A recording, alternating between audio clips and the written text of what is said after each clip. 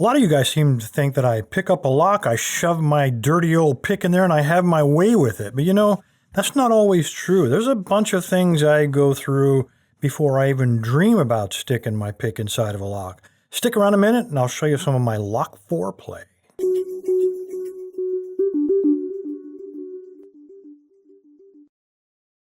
All right, today we got a pair of larks to play with. The nice thing about this, these were both sent in by Rick, and these are giant Chinese locks.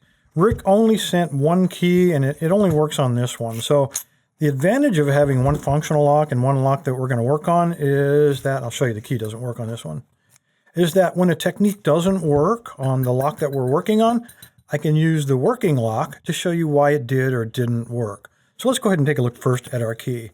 The first thing we know that we're dealing with is a giant, this is a master number 3 by comparison, just a tiny little guy compared to this giant 7-pin lark key.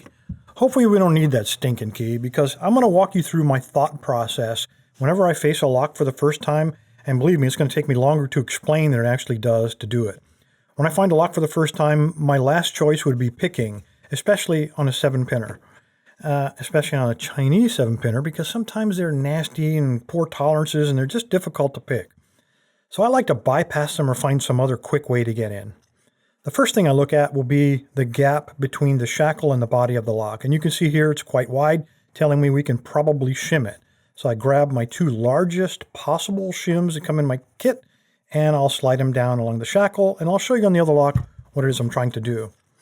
Assume that he's down inside of there. I'm taking my shim, I'm pushing down, and you can see that that's angled.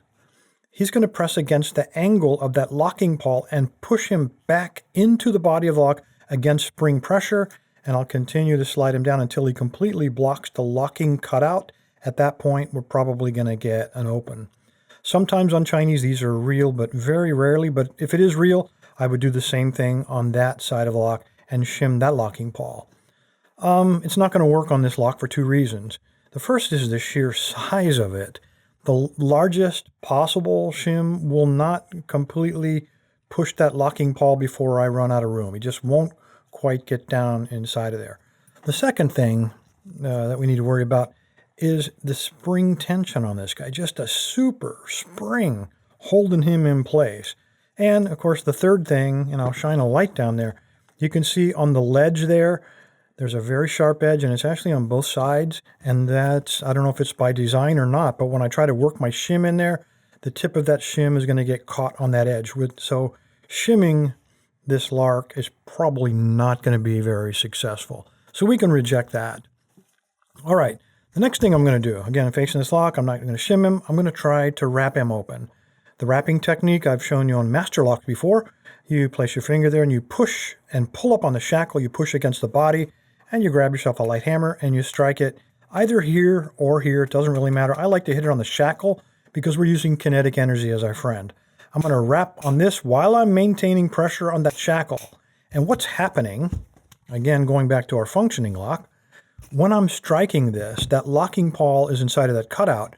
The energy is transferring from the hammer to the shackle to that locking pawl, which is then hopefully bouncing against the spring down into the body, like up and down like that, until I finally get the timing just right and I get an open. Well, I've already showed you how strong that spring is, so wrapping is not going to work on that. Usually you can rule it out by holding the lock and pushing down on this shackle, and you can feel the spring pressure we're actually feeling is on the shackle to eject it, but you can actually feel the limit right there of that locking cutout, and you can feel how strong that spring is. So wrapping, even if you compress this, probably is not going to work, not going to be very successful. All right, as I continue to look at the lock body, I'm looking for any kind of obvious openings. I've actually seen openings where there's a screw. I remove the screw and the core falls out. We have a pin here, but that pin just holds the shackle, stakes it in place. So removing that will not do anything until I manage to unlock it. So we can not waste any time on that. Now we get down to the bottom of the lock. A lot of guys ask what this is. Guys, it's a drain hole. Water, this is hanging outside, rain lands on this, it drains down inside of that wide gap, goes to the lock, and it just exits there. It doesn't gum up everything inside of it. So nothing we can do with that. Now we're going to take a look at the keyway. Whenever I see a nice wide keyway like this on a padlock, I'm thinking unshielded lock bypass. How does that work? I'll take my probe, I'm going to slide him into that keyway, and I'm going to compress all of those pins.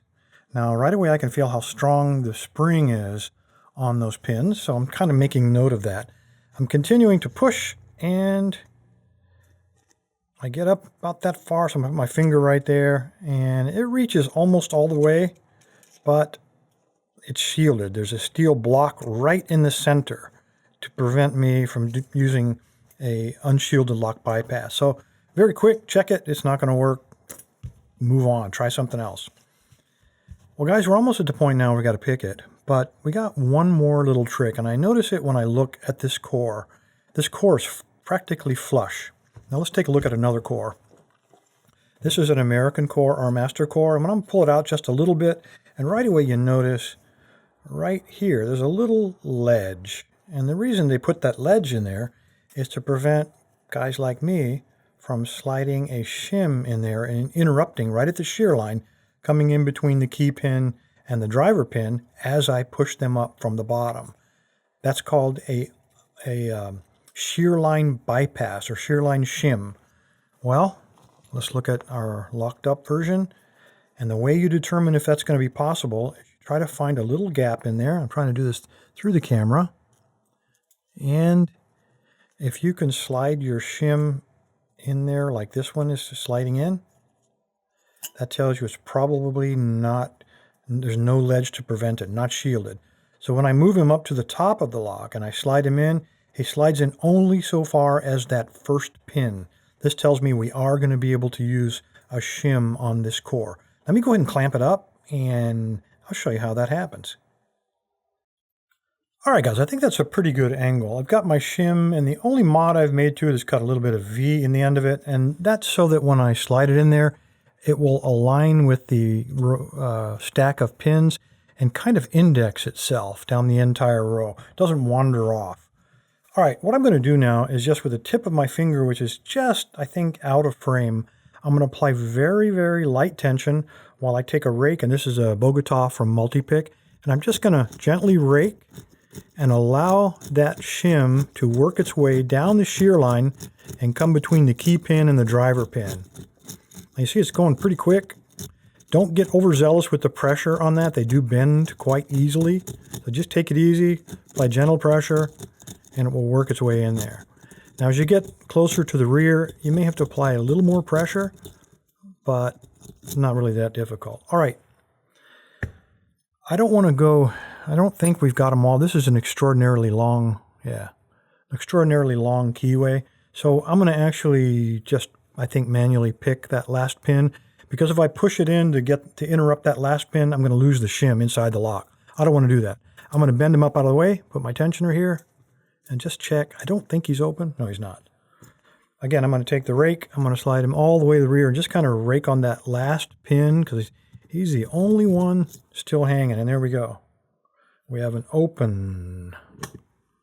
Nothing to it. Anyway, guys, that is so much easier than taking your nice clean pick and shoving it into some strange dirty old keyhole, isn't it? A little bit of foreplay goes a long ways. Saves you an awful lot of work. Appreciate your time, guys. Stay safe, stay legal. Rick, thank you, sir, for the Lark Twins. LockLab, where the fun begins.